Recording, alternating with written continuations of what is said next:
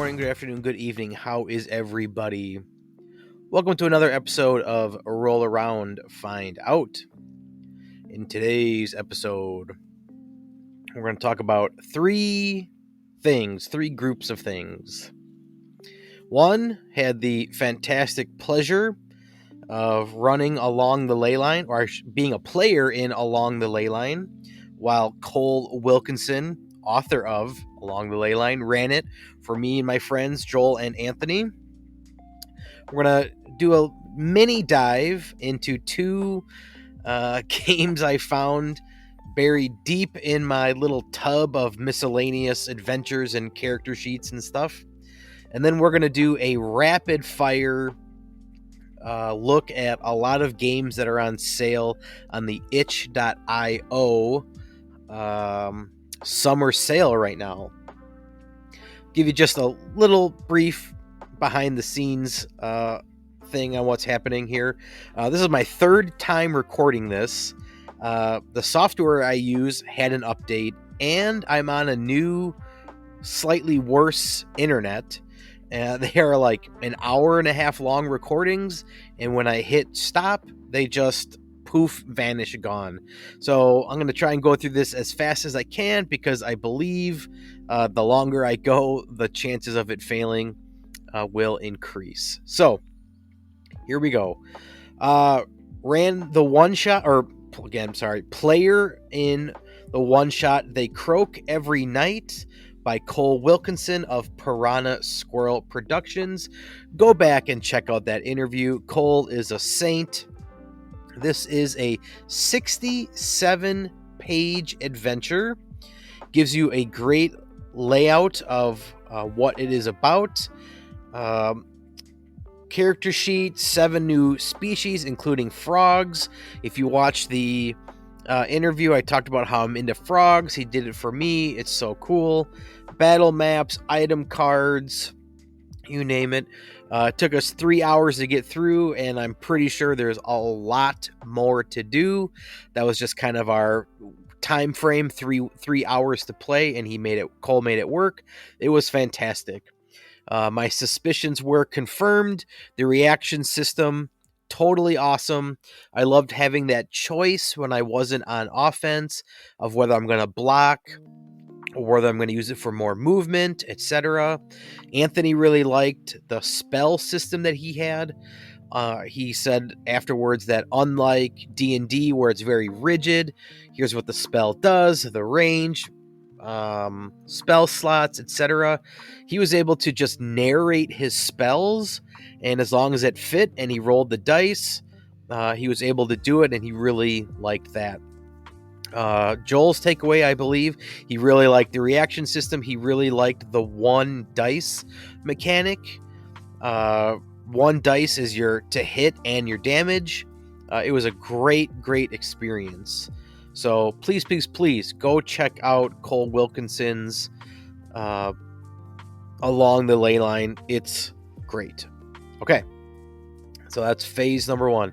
Phase number 2. Not this. Okay. World of Dungeons. I have a little bin of miscellaneous stuff. It's mostly filled with character sheets. I've got my books and zines on my shelf, but character sheets are usually full-size pieces of paper, and so what do I do with those? So I have them stuck in there. But inside of there is a handful of things, and one of them being World of Dungeons. World of Dungeons is, I believe, John Harper. World of Dungeons. Yep.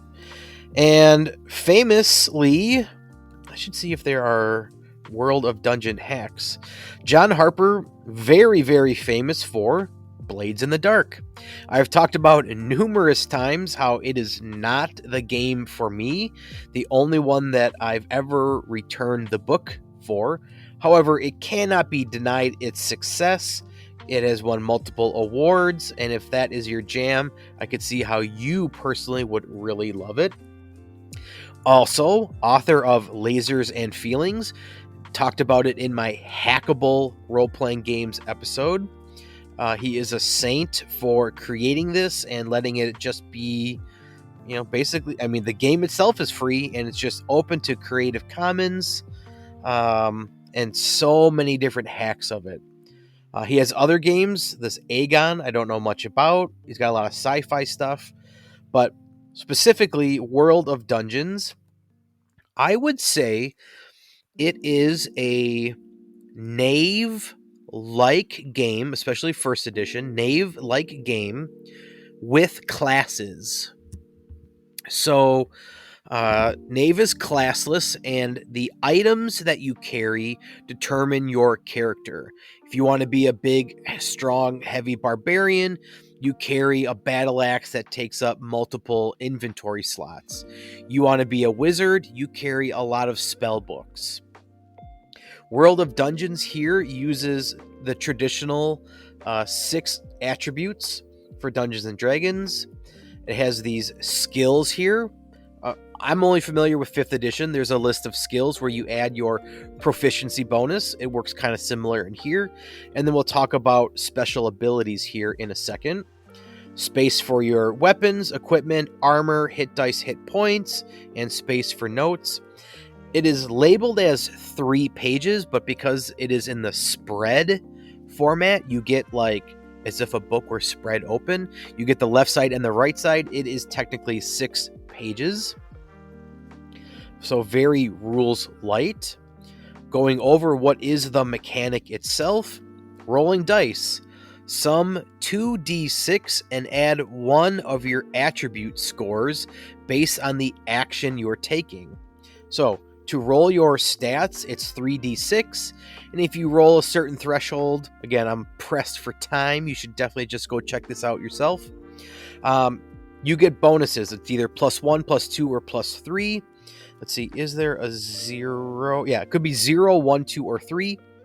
Roll 2d6 and you add that number to your roll. It says here if it's 3 or less, it's a miss. 7 to 9, partial success. Roll of 10 is a full success, and if it's a 12 or more, critical success. So roll 2d6, add a number. The higher it is, the more successful you are at the task. I go back and forth between having a concrete rule in place of, okay, at this number, you are successful. I think it's very helpful for players. It's nice to have the system in place, but is rolling a 12 at jumping a wall as difficult as rolling a 12 at stabbing the end boss in the neck, killing it instantly, right? So I don't know what bonuses and disadvantages, but it's rules light. You figure it out. I believe that's the theme of it. There are classes. There is a fighter, thief, cleric, wizard, and a ranger. And what I like about these with the class system, unlike Knave, is you get 4, well, you get 2 options, but there are 4 for each class that you can use to make your character unique. So I'll just go over fighter here. For a fighter, you can pick the skirmish skill. So if I scroll up on the character sheet, you just pick a little check mark next to skirmish. Bam. Okay, well, what does that mean? It says right here, you can do +1 damage, and the worn armor counts as 1 type lighter. Here, for full armor, it says, makes it very hard to run, move quietly, swim, leap, etc. So, you can wear full armor, but it acts as light armor with no penalty. So, okay, you get better defense and you get +1 to attack. Or you can do tough, which gives you +1 to your armor. You can do slay, which is +2 to your melee damage. Or you can be hardy, which gives you +6 to your HP. You get to pick 2 of those. So of the 1, 2, 3, 4, 5 classes, there are 4 options for each. Math is hard, but that's like, 20 different options. It's probably more than that, but lots of variation in there. And I'll also add, I would maybe consider running this in my clubs or at school, because I definitely ran Knave last summer and it was great. Characters were made in like 10 or 15 minutes, and to get a whole class of 20 kids with a character ready to rock, that says something. Ben Milton is also a teacher, and I bet he drew inspiration from that too. Hey, let's get characters up and running so we can start an adventure.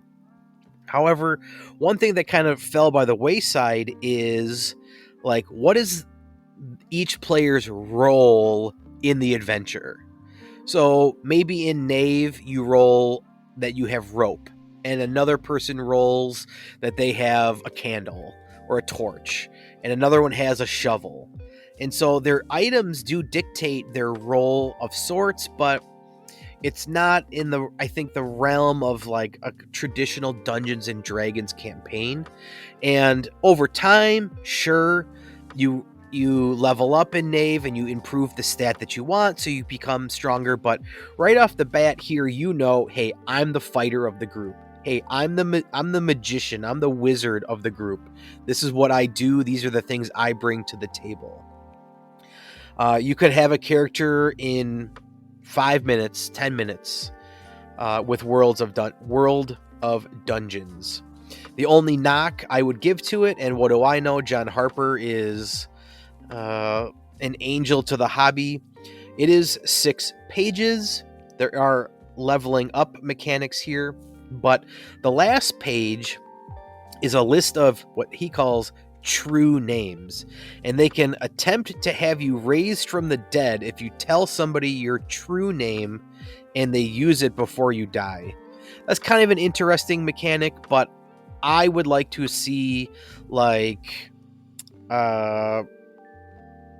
Lasers and Feelings, the adventure generator, something like that in here. So if you've got your players, what's the other thing you need? Well, dice, sure, but an adventure. So I think that's the only miss on here. But it's totally free. Go and check it out. Great for one-shots, great for new players, but with the XP and the leveling system, it can definitely be a longer campaign. All right, this next one is a little bit of a meme. I love it. I don't know how I came across it. I spend hours just wasting my life scrolling through Itch and Drive Through RPG and Google searches, whatever. But we have Dungeons and Deep Dish. Dungeons and Deep Dish, a pizza RPG. Again, for the sake of time, I'm going to speed through, but the gist of it is you are a group of adventurers from a classic mystical fantasy realm. You are being chased down by a warlock, and you step through a magical portal and you end up in the 1970s, New York City. So what do? You open up a pizza shop. The game mechanics for this is you roll 1d6, and then you add or subtract your stat. We'll get into what stats are here. And you have to roll over a certain number. Here, the DC ratings are 3 is a simple task, 4 is difficult, 5 crazy, 6 is dang near impossible. Your stats are strongs, smarts, and slickness. Think of it: strength, intelligence, dexterity. Here is an adventure generator, very much so like Lasers and Feelings. Let's just say I rolled all 4s on here. The warlock and their army of goblins have taken over the subway station. Okay. It's in the 70s, New York. The warlock's personality is, honestly, kind of chill. I like that. My kids and I just watched the newest Turtles movie. I think it's called Mutant Mayhem. And Ice Cube voices the main bad guy. And I would label him as, honestly, kind of chill. till he goes crazy and wants to kill every non-mutant. But I like that. And then there is a twist here, and there's a little note that says, "Hey GM, only..." Oh, I'll read it. It says, "Keep this role a secret till the time is right." So the 4 would be, the Warlock is the parent of one of the players. The GM decides who it is. Interesting twist. And again, GMs out there know, if you don't get that vibe when playing, then just pick a different one. Just come up with your own twist. This is just for you to roll it and get on with the adventure. All right, here are some pre-generated characters. The Pizza Wizard. They have a ladle, and he's conjuring a magic mushroom spell. Here's how the stats work. A wizard is not very strong, so if any task he has to do that involves strength, he rolls 1d6, but minuses 1 from the roll. Smarts. Wizards tend to be very smart, so they add 3 to whatever they roll. Slickness, dexterity, same thing. Add a 2 to any dexterous task. His weapon is the Wand of Sorcery, a ladle that casts magical sauce ball projectiles and can deal weak melee damage. All right. The next one is... Oh, no, sorry. Each character gets an ability. There are 4 on here. You roll a d4 to get. I will just pick one here to read. The Cheese Pull. If you have the Cheese Pull ability, you conjure a stringy rope of cheese to pull a target towards you. On a 6, target can't move for 1 minute. So think of it as like a lasso, a rope. You tie him up, hold person. What's that other spell in D&D? Grasping Vines, something like that, right? But it's flavored as Cheese Pull. Next character, we have the Prep Barian. And as you would imagine, they are the strong person of the group. Their abilities, going over just one here, they can blast some sick tunes through a scrappy Bluetooth speaker, inspiring the crew and granting the party +1 strongs for 2 minutes. An interesting mechanic that I skipped over, but I think it's important to mention, there is no life per se, but there is the harsh mechanic. And so I'll read this here. If the GM determines that the task is danger enough, upon failure, the player gains a point of harsh. So if players fail the task, they don't necessarily have to get harsh, but if they do, it's kind of like stress. If the player rolls equal to or lower than their current harsh rating, then things whack, man. We're getting captured, getting lost, or maybe even dying. So that's one thing I would say on here. These character sheets don't track your harsh. There should be a little harsh here. And so if you fail a strong task and the GM deems it worthy, they can take a harsh. Now they're at 1. If they fail again at a 1, now something major is going to happen. If you're a fan of Mothership like me, I really see that being like a stress mechanic, and I think that's really cool. And so a lot of these spells or abilities, if you roll a 6, you can reduce your harsh. This last one, the Delivery Rogue, they have 2 pizza slicers as their weapons. Their abilities, Parm and Peppers, please. And I'll read it. They can hurl razor sharp Parmesan and red pepper packets at up to 3 targets as projectiles. On a 6, all targets are killed or knocked out. Player's choice. That seems very powerful, but 1 in 6 chance of that happening. 5 in 6 chance of nothing happening. So high risk, high reward. And then at the very end is a blank character sheet where you can make up your own character. Maybe you want to be the owner of the pizzeria and you have really good smarts and you're a very diplomatic person. Customers always right type thing. That's your ability. How many pages is this? 12 pages, totally free on itch.io. Dungeons and Deep Dish, great for a one-shot. Rebrand it, reflavor it how you want. I love that this is set up like an Italian restaurant menu. It's great. Okay. Talked about Cole and Along the Ley Line, and They Croak Every Night. Great adventure. Go check that out.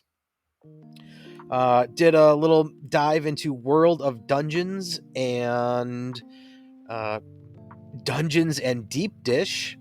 Now we're going to do, especially for time, a rapid fire of like 50-ish games here that I am interested in checking out. So there is a summer sale going on. If you go to itch.io and you click summer or hover over summer sale 2024 and go to tabletop, there are 1,000. Oh, this changed. I wonder if they added more. 1,333 games on sale, anywhere from 10 to 75% off. So some will be a little longer description, but some are going to be just real quick, again, for time. Go here, check it out. By the time I post this, I'm not sure if the sales will still be on, but me clicking through here, there are a ton of creative games out there that I know I'm going to take and learn something from. 2 genres of games I'm going to purchase and talk about or learn about are roguelike and Souls-like games. I feel like they're kind of similar, and I kind of know how they work in the video game realm. Roguelike games are like you play until you die, and then when you die, you keep all the gear and loot and money that you find, and then you start over, and now that you're slightly more powerful, you see how far you can go now. And then I feel like Souls-like is kind of the same. You die a lot, but you learn certain things. I don't know if you get to keep your loot. Maybe you have to go find your body. I'm not sure, but there's like 5 or 6 of those like that in this list. So just know that I'm probably just going to say, oh, roguelike, I want to learn about it. Next, move on. All right. I'm going to do an episode, a deep dive on Mouse Ritter. I love this game almost as much as I love Mothership, and I like never talk about it. You play as mice, and like you're in that world where like an acorn feeds your family for a week. Your helmet is a thimble, and your shield is a button. One cool, different mechanic about this is it's meant to be played in person, tabletop, and there are tons of like physical inventory cards for weapons and gear, rope, etc.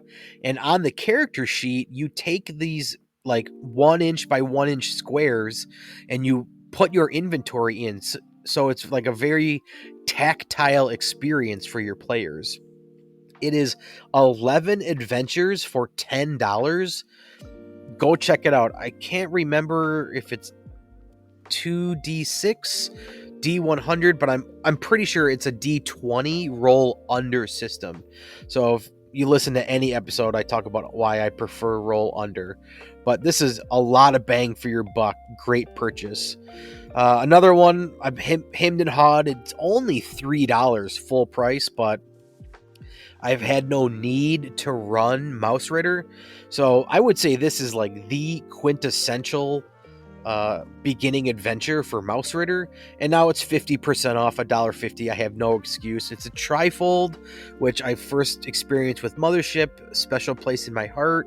I love the design constraint. Cult of Sugar, Cursed Bees, Skunk. Yes, love it, love it. $1.50. Take my money. All right, next one. A couple of these I've owned. I bought in a bundle apparently to help fund or help Ukraine 2 years ago. I don't know. This is how my addiction is. I don't even know what I have. So $2.49 for this book that is 116 pages.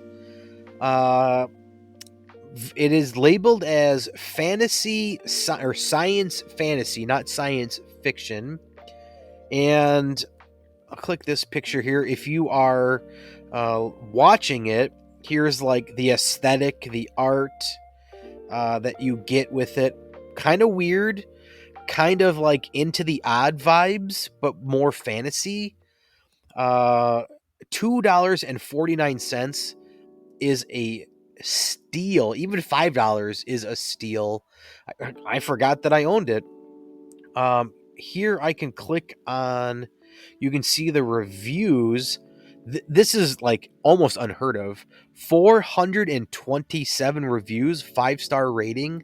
Like at most, you normally see like 20 or 30 reviews or ratings. So Troika at half the cost of $2.49. Go check it out. Okay, yeah, Troika physical book. If I like it enough, I'll go get the physical book. All right, next one. $7.50. I think this is the most expensive one that I'm probably gonna buy. Is called Path Warden. I know D&D. I started with D&D. I'm aware of Pathfinder. It was like an offshoot of 3rd edition. Licensing's involved. Blah blah blah. But it is a not rules light, but it is a lighter version of Pathfinder 2nd edition, which I hear really good things about. And I don't really have anything in the ecosystem of Pathfinder, so $7.50 for me I think is worth checking out. I'll also close out of the tab, but there's like a kind of a free quick start guide and free adventures. Do yourself a favor if you're just looking for an adventure to run, is go search Pathfinder 2nd edition free adventures, and there's like I think 3 or 4 on there, made by professionals. It's got to be pretty good. All right, next one. The art drew me in. The main cover here to me really looks like Berserk, my favorite anime. Right here, just know it's Souls-like experience in a pamphlet for $2.10. Check. I'm gonna buy it. Next one, again, rapid fire. Second Son. Pamphlet adventure. Dungeon crawling, can be group, GM-less, or solo. I think for the price of $2.10, it's something to look at, and it can be a podcast episode in the future. That game uses this system of business card trap makers collection. 36 traps for $1.40 business card size.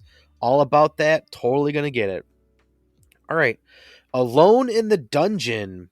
This one is $1.40. It uses a deck of cards used for exploration. It is a journaling game. Haven't done a journaling game in quite a while. For $1.40. Definitely going to check it out. All right. 50 cents. From the Mud. It is a pocket mod size. A mini Souls-like Cairn hack. I love Cairn. I want to know about what Souls is like. Souls style gameplay is like. It's pocket mod. 50 cents. Check, check, check. Gonna get it. All right. Real quick. Cyberpunk roguelike.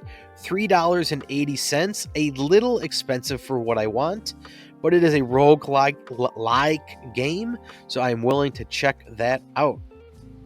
All right, $1.75. This was very much like Alone in the Dungeon, but this is hex crawling Alone in the Wilderness.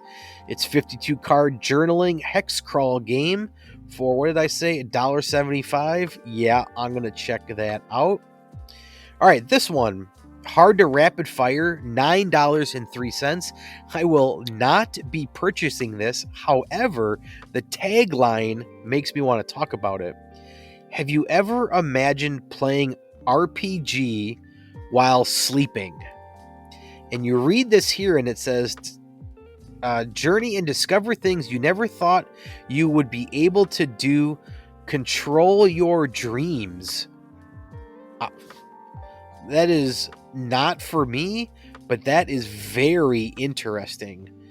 Again, go check these out. It has doubled its raised goal, so it's got to be good. Go check it out. All right, rapid fire. Acid Death Fantasy by Luke Gearing, a titan in the hobby. 45 pages, Troika themed. I own it, but you can get it for $5. Trust me, you will not regret that purchase. All right, a simple dungeon. Well, for my classes, for my students, always looking for a simple dungeon. $2.50. Hex crawl seems very traditional. Traps, magic, monsters, treasure. Yep, $2.50. If I use it in class, in my club, worth every penny, worth checking out. Support the Micah Anderson developer. Schisms and Sacrilege. This is also one I definitely will not be purchasing, but kind of like Cartograph and world building games, here you're not building a world, but you are building a religion. I don't see myself ever needing this depth in any game I ever run, but if that's for you, go check it out. All right, Mourn, a retro first-person styled TTRPG. I've never seen first-person RPG before, at least that I can remember. It is themed like Doom. I'm going to do a little more research on this. $7.50 is a little pricey for something I may never play, but I'm going to put the work in to check it out. All right, rapid fire, keeping it going. Next one, Freeform Just for Kicks role-playing game. Let's check out this mechanic. Let's see, is it funded? It doubled its funding. Is a one-page role-playing game that uses rock, paper, scissors as the conflict resolution mechanic. Fun fact, I think rock, paper, scissors is the best game ever made. Classic classes, fighter, wizard, bard, rogue. Fits on a one-pager on your phone. It's got a solo and GM-less graph here. I don't know what these mean, but rock, paper, scissors, $3.43. I'm going to check it out. All right, next one, Blood Neon, $5. This seems kind of like another science fantasy game. It has this pretty cool momentum mechanic. It demands aggressive and engaging combat. Players absorb energy from defeated enemies to replenish their health or spend it to increase the size of their damage die. It looks like it has step dice for damage and a little pricey. Maybe not $5. I think that's actually probably very fair. I don't know if I would ever run this, so that's my hesitation, but I'm going to do the work on this one as well. Next one, Whale, $4. Rules Light TTRPG. I'll say it's very much like Cartograph. It is a solo world map making game. $4. I loved Cartograph, so I'm going to check that out for sure. All right, next one. The art got me on this one, and the name, The Moss Mother's Maze. £3, I should say. It just seems like an adventure. A free web-only edition exists, and it uses a game I've never heard of called a dungeon game, which, if I can find it, they have a whole website with all of the rules on here for free, character creation, advancement, etc. So just the addiction, I was reading and I didn't know this existed, so I'm all about it. I'm gonna definitely check out a dungeon game with the adventure, The Moss Mother's Maze. All right, Ultimate BA. Just for time, I'm going to say it is Mothership, and it is $1.60. So purchasing. All right, this one. So you're in a tavern. It's only 99 cents, but even then, it may not do it for me, but it may do it for you. You're in a tavern and you're telling a story, and there is a winner. I think this is like a fantasy version of Apples to Apples. Not 100% sure on that. For $1, it's kind of worth me checking it out. We'll see what the final bill is after I buy so many. Oh, I own it already. Let me tell you, this Ukraine bundle snuck up on me, and holy bananas, I didn't even know I had these things. So again, if you get the vibe of Apples to Apples, but you want a fantasy setting, check it out. This one, I'll tell you, I really don't have much to say. Profantium, undead, focused, highly lethal, dungeon crawling pamphlet, solo game. Oh, it was the classes here. Gravedigger, Thief, I don't know what a Thanatologist is, Reverend, Errant, and Executioner. So, kind of excited for that. For $1.40, yep, check it out. All right, I did an episode, rapid fire. Here we go. Oceans 2400. I did on micro light RPGs for 2400. That was one of them. This is on setting up a cinematic heist. This is obviously like Mission Impossible. Love the art on this. $1. Absolutely going to add it to my collection.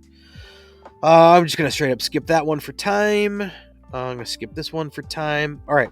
This push system reference document is what the previous tab that I didn't talk about is based on. And here's how this mechanic works. It's 1d6. On a 7 or higher, it's a miss. Well, wait. If it's 1d6, how can you roll a 7? On a 5 or 6, it's a strong hit, or the action would succeed. On a 4 or lower, it's a weak hit, but you can choose to roll one more d6. If you do, you must add it to your result. So you're going to add, and if you get higher than a 7, then it's a complete miss. You push your luck. I think this is super creative. This totally fits in like a business card, pocket mod, small little size format. One dice can do a lot of things. Really like this. And if I'm correct, it is free, is it not? Because it's the SRD. Get the game here. Free kit. The SRD is free. Absolutely gonna check that out. All right, next. Not much to say here. This just seemed like high value. I'm not going to buy it. The Frozen Temple of Glacier Peak. 3-level dungeon, monsters, random tables, pre-gen characters. $4. Seemed like a great thing if you need an adventure. All right, this one interests me. Doom Pilgrim. It's a card game. Uses 32 pieces of paper, and it's a solo game. The art on it is cool. This little character sheet here. I'm not sure if it comes with all these squares or if that's just how the person designed it. I'm intrigued by it. I don't know if I would ever play it. There's expansions to it. Maybe I'll check out these videos on it here. $5.20. This is in my maybe column. All right, next one, Vicious Circle, $2.50 Australian dollars, I believe. Kind of an interesting adventure. I'll tell you this one sentence, or these two sentences here, sold me. It's a time rift going on, and you enter the town, and it says here, Monday all is well, by Sunday all is hell. And you kind of got to figure out through these 96 possible outcomes, can you escape the town? $2.50. I thought that seemed pretty cool. All right, this one, it is a trifold setup. I like that. $2.10. I like that. It is a special operations tactical drama. The art on this is cool. I don't own a lot of modern tactical stuff, so I think that's worth checking out. I have a couple other systems. Covert Ops from DWD Studios is my number one, but this is a more rules light version, so check that out. Very much the same system, but you use mechs.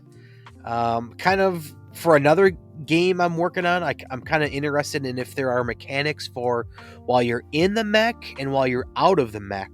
And if that is in there, I will be very, very, very happy. $2.10, worth checking out. Oh, I didn't say the name of it. It was Armored Battle Frame. I don't think I said the name of the first one. Edge Zero Force was that one also. All right. Death's Tarnished. He has a funding goal of $20 and he got $28. That is very funny. Okay, from what I understand when I read this, you died.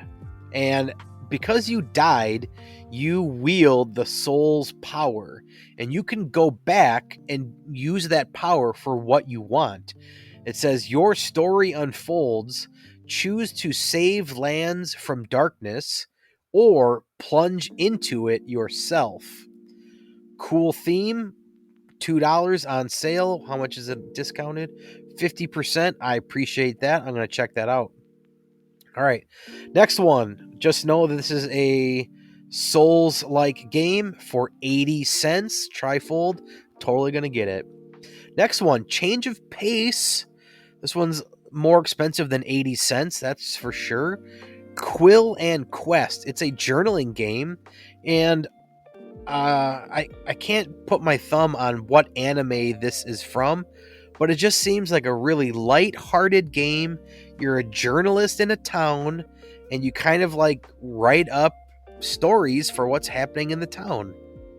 It says every small town has a story to tell. Off-brand for me, being so happy and light, but I think it's cool and I want to give this guy my money. So there you go. All right, Armored Battle Frame. Already talked about that. All right, this one interests me. He wanted to raise $1,000. He's at 74. Snakes and Wolves in playtest edition. That doesn't really sell me on it. The money isn't really selling me on it. What were the reviews on it? More information. Okay, 15 reviews for itch.io. I think that's pretty good. $4.80, 20% off. It is, bearing the lead on here, it is like Metal Gear Solid. So modern tactical again. I don't own many of those. Inspired by espionage, action, and stealth games. Maybe. This is in the maybe column. I'm not sure. I don't like that it's the playtest edition. All right. A Troika adventure. Going back to Troika. Welcome to Candy Mountain. I'm going to buy this and send it to Cole Wilkinson of Along the Ley Line. He had said that he's interested in making like a food-themed game. And so maybe he would like this. He can get inspiration from it. Rapid fire. Moving on. Journey into the Unknown. 50 cents. This looks very basic. Like something I would have made on Google Docs. But for 50 cents, it's worth checking out. It seems like a very basic game. No rolling to hit. Just roll your damage. Looking at it, I probably would rather just play Knave, but for 50 cents, it's worth the try. Who knows? It could be my new favorite game of all time. Okay, this one I'm going to spend a little bit of time on. This one I really, really like. It is called You Sure?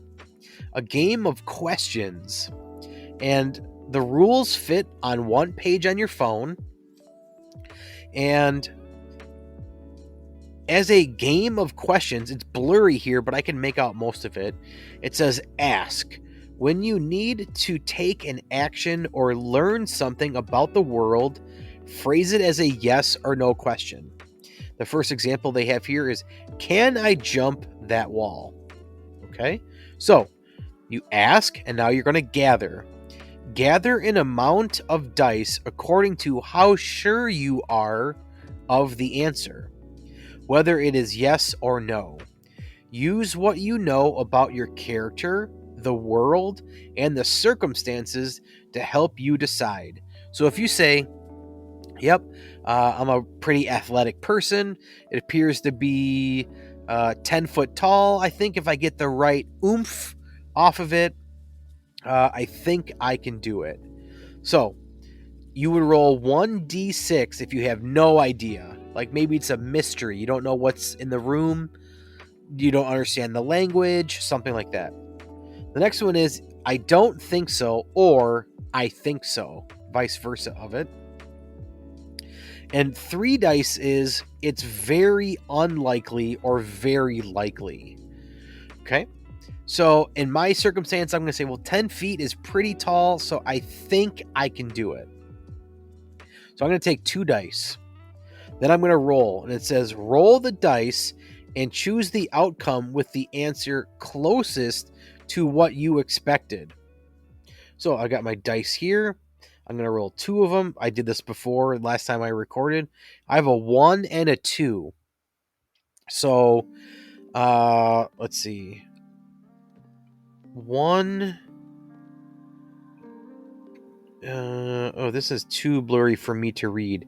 But I needed a 3 or a 4 for it to be successful. I had 2 dice to do it, but I rolled a 1 and a 2, so I'm not successful at it. I really want to dig deep into this and see the odds.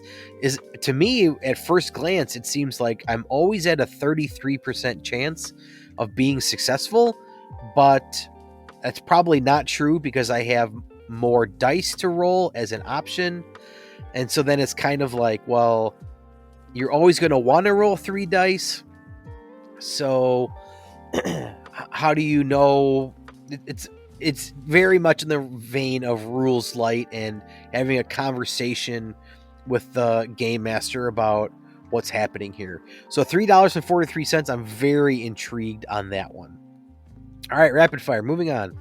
The Carnation of Gatos. $1.40. Souls-like experience. I'm going to check it out. Mothership Adventure. $8. I'm not even sure if I own this one. I have to check my drive-through RPG. I might have it already. Okay, more Mothership. Trifold Adventure. $1.50. Take my money. Dealings in Dungeons. This one, I'll be honest, I know absolutely nothing about it. They don't do a good job of explaining what it even is. I guess I could click these pictures and maybe the rules are on here. All I know is it's 75 cents. I'm going to buy it. Next one. All right. Very interesting system. Dice pile system. I don't fully understand the rules for this one, but I do know is that you stack the dice however you want to do it. Probably start with a d6 and then probably go, it's probably easiest d6, d8, d10, or maybe d12 is easier. Yeah, d12 is probably easier than d10. And the more dice you stack, the more successful you are in the task. Seems kind of like a meme, kind of like a shtick. I don't know if that's really a thing, but I'm interested in checking it out. All right, this next one. Wanderers of the Isles. I'll just jump to what I think is cool here. It has this spell and skill tree. I love Diablo 2. I love the skill tree system, and I think I'm going to be very impressed and fall in love with this skill tree system. Mothership has a skill tree of sorts. This seems to have much more choice than that. Mothership kind of seems like, well, once you're on the track of, let's say, like military, you're just going to increase your military stat. But I don't know. I am willing to check this out. This skill tree really intrigues me. I like the design space where that lives. Faith and Fury, $1.97. This is a roguelike game. Enough said. Keep her moving. Mothership Adventure, Converts Asunder, 250. Take my money. I'm going to go back. I don't know if I even said this. Faith and Fury is this rogue-like game that I'm going to check out. Next one, I would love to spend more time in it, but we're in rapid fire mode. Stereo Mixtape, a game for 2 people. You follow the prompts, and based on the prompts, you and a friend come up with a mixtape that kind of like defines your friendship. And I think that's super cool. $2.44. Yes, I'm going to buy it. This is the 3rd or 4th time I'm going over this one. It's $12. I'm just ignore. All right, another Mothership Adventure. It is 75 cents. Has to deal with time. I think it's a pamphlet adventure. Go check out my interview of Time After Time, a masterpiece of time travel for Mothership. This is, I'm hoping it's like that, but in a one-shot package. Love it. Great. Gonna buy it. Another Mothership. Gonna buy it. All right. I don't have much to say about this one. It's only $1, but it's a game solely based on fighting, like Street Fighter or Mortal Kombat. I'm not sure. It's only $1, and when I look at it, I get vibes of Dungeons and Deep Dish. Like, this art looks like a 3rd grader could have made it, and I like it. All right. This is a free game, 3 Bones. I don't know if it's part of the system or just how I came across it, but it uses 3d6. Not much to say. Go check it out. It's a free game. That's all I got. All right. Next one, Cool Ranch, a TTRPG for 2 to 6 players. Very weird, very unique. You open up a bag of Cool Ranch Doritos, and the theme of it is you work at a cow ranch called Cool. And whenever you try to do something, you eat a chip, or whenever you try to do something, you try to say cool and ranch as many times as you can, and you get to eat that many chips. The game is then over when you run out of chips. You can do less cool things, the less chips there are in the bag. Very interesting. 75 cents. Probably not going to buy it, but go check it out. Burying Grounds on Pavel Theta. It is a Mothership trifold for $1.50. Burning a hole in my pocket. Take my money. Next one, Smackdown, $2.50. It is a 2-player miniature tabletop skirmish game set inside the world of independent professional wrestling. So I imagine very much so like the fight game that I just talked about. Looks like the artwork of a 3rd grader. Here it is wrestling. You have stats, agility, ring IQ, strength, toughness, promo, and size. $2.50. I think that'll be fun to check out. This one, $2, 50% off. Logistical Locks. It's a system, 18 pages, for how to make better locks. If you can use that in your game, $2 is a steal. Spirited Encounters, Creatures for Mouse Ritter, 75 cents. Add it to my Mouse Ritter collection. Next one, Shroomanji. I'll tell you just the tagline here. It's a simple, family-friendly role-playing game designed to provide action, adventure, and comedy. If you're looking for a game for your family, if you have young kids, might be worth checking out, especially for 50 cents, or probably by the time you see this, $1. All right, very weird game. I will not be purchasing this. I really don't understand what it is, but it is funny. That I do know. It is called Stephen King Has 10 Hit Points, and you and your players travel back in time, 1999, and you try to hit him with your car as hard as possible without killing him. I don't know if it's a TTRPG or just a game. I don't know, but it uses dice and model cars. Go check it out. Next one is a dungeon, a solo dungeon game. And I really like the art on here. I get like Super Nintendo vibes. I believe it has graph paper built into it. So you build the dungeon as it goes. $3. It labels itself as endless replayability with an immersive experience. Maybe. I forget. I mean, my memory is so bad.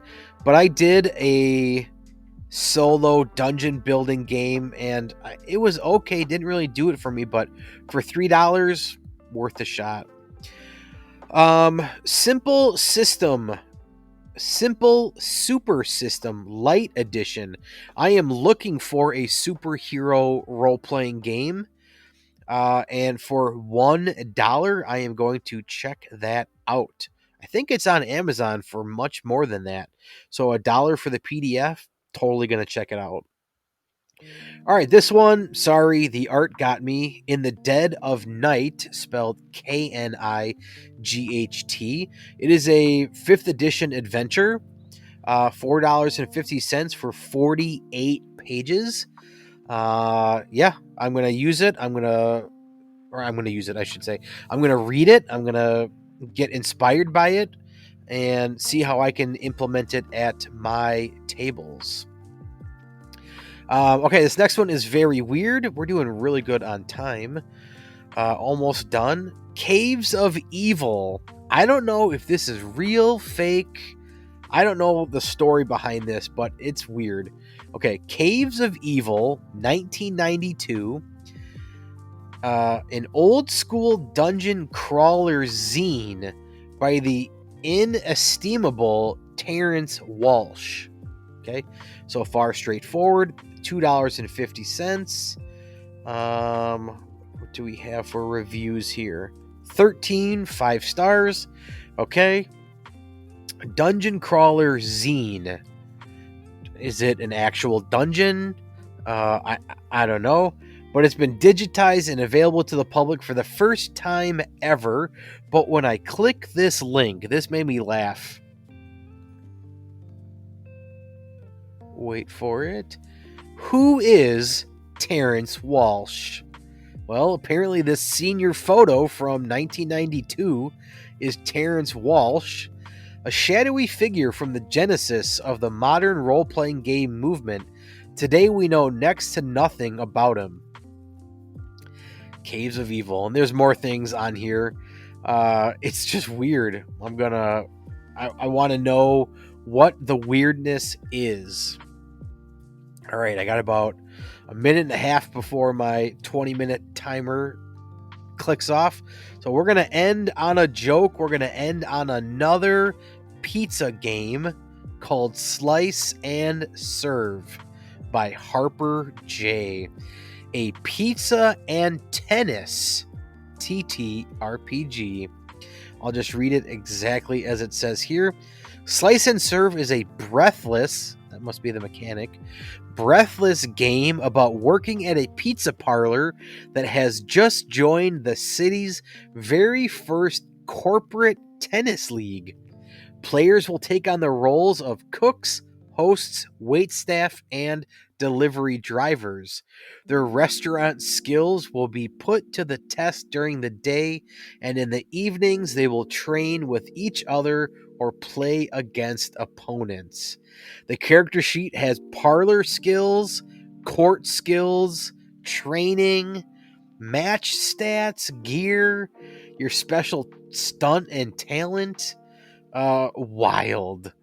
Parlor skills are cook, drive, host, wait, and court skills are back, fore, serve, and volley. I don't know what this guy was thinking. Chubby Crow Games.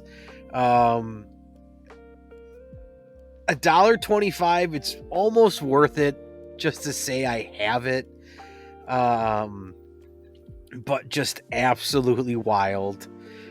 Good for you, Chubby Crow Games, and Harper J. Love it. Just wild. This sums up my enjoyment of the hobby. Do something, be creative, right? That's my tagline. I realized I kind of stole it from the Dungeon Coach if you watch him on YouTube. Don't care. It's fitting for my mission. Go on itch.io. If I post this after the sale, sorry, it conflicted with my upload schedule, but there has to be one on here. Spend a couple bucks. Throw these designers, these creators, a couple bucks. Go check it out. Maybe it's a journaling one, Souls-like, rogue-like, the rock, paper, scissors game. Just check it out. Just go do it. Keep being creative. See you in the next episode. Later.